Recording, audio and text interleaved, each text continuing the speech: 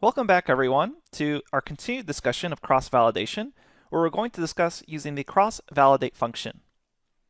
The cross-validate function allows us to view multiple performance metrics from cross-validation on a model, and it also allows us to explore how much time fitting and testing took on those folds. So let's quickly review how to use this function call. I'm going to head over to the Jupyter Notebook. All right, here I am in the Jupyter Notebook, and we're going to focus now on cross-validate.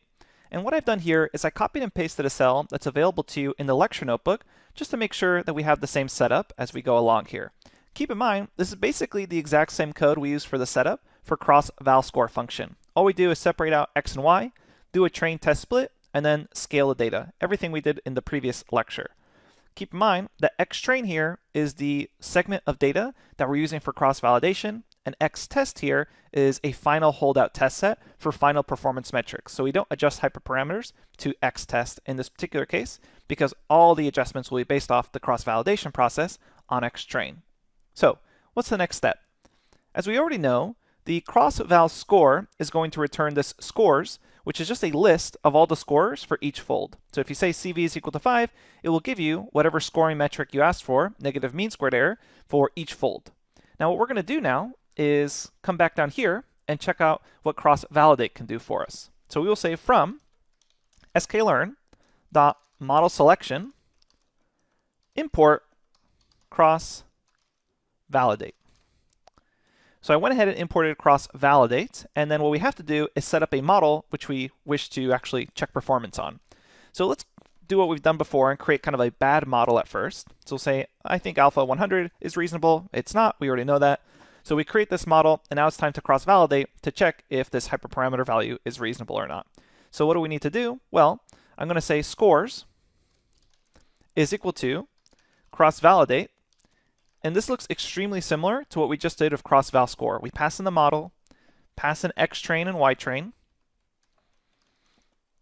and then we're going to say scoring is equal to, and previously we just passed in a single string, but now what I'm going to do is pass in a list of values for scoring. And what's nice is going to give us a dictionary back with a bunch of information. And keep in mind, you have to actually know these string codes as we mentioned before. You can always visit the documentation, so at modules/model_evaluation. If you go to that link, it essentially looks like this. So it's under section 3.3 of the scikit-learn docs. You scroll down, and there are these various scoring parameters, depending on what kind of task you're trying to do. We are not doing a classification task or clustering task. We are doing a regression task, which means we have these metrics available to us. So we have mean absolute error, mean squared error, max error, etc. So let's go ahead and do negative mean absolute error and negative mean squared error. I'm going to pass in both of those options. So say negative mean squared, you have to spell this right, error. And then the other option I'm going to pass into this list is negative mean, and let's go ahead and hit enter here so you can see all of this, mean absolute error. And then finally we have to say how many folds we want. So let's just make it a little larger. We'll say CV is equal to 10. So we run this, and what it's done is it's run this model on 10 different folds and calculated both these scoring metrics for them based off xtrain and ytrain. And it's also scored a bunch of other stuff, such as fitting time and training time. So if you see scores, it's kind of this ugly dictionary. However, Pandas is really easy to use for transforming a dictionary in this fashion. We simply pass this into a data frame. So now I'm going to say scores is equal to PD data frame. And if I check out scores now, I have this nice set of information. So I can see the fit time and the time it took to score for each of these folds. So notice there's 10 of them, 0 through 9. And I can see the fitting time and scoring time for each of these folds, and I can see the test negative mean squared error for each fold combination, and the test negative mean absolute error, which is really nice. It's essentially just more information than a simple cross-val score. And what we can also do here is do something like scores mean to see the average of all of this in case you don't want to notice the differences for each fold. So I can see the mean absolute error or mean squared error and then mean absolute error here for all those various folds.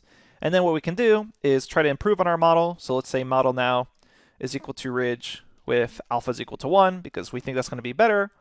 You run that, and then you essentially run these lines of code again. So I'm going to copy and paste here, run that, transform scores into a data frame so that it's easier to view. And let's check out scores now. So now we see the scores. In general, it looks like it's performing better, and we can confirm that by checking out the mean of these scores. Run that, and we can see, yes, we are improving. Looks like we cut both negative mean squared error and mean absolute error in half. And then what we can do is, if we're satisfied with this model, fit it on all the training data, and then put it against the test data to get some final metrics. So we say model.fit on xtrain, ytrain, and then we'll say y final pred is equal to this model and predict off the x test set. And let's say we wanted to use mean squared error as our final metric. We simply compare y test to y final pred, and we get back this metric. So this is the final metric we would report to someone, 2.31, and this is what we'd expect our model to actually perform out in the real world, since we never adjusted hyperparameters to this or fit or tested the model against this. We basically just said, okay, here's totally brand new data, what's your score on it? Okay, that's it for the cross-validate.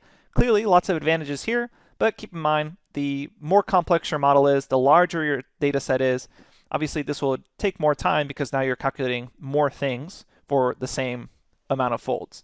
So if you have a very simple problem, you may want to go with just a cross-val score, or if you have a very kind of huge data set where cross-val score takes a lot of time, you may want to run cross-validate when you have time to kind of walk away from the computer and let the computer do its work. So basically, the only trade-off with cross-validate is just more computational time, but obviously that's the computer's time, not yours, so not a huge trade-off.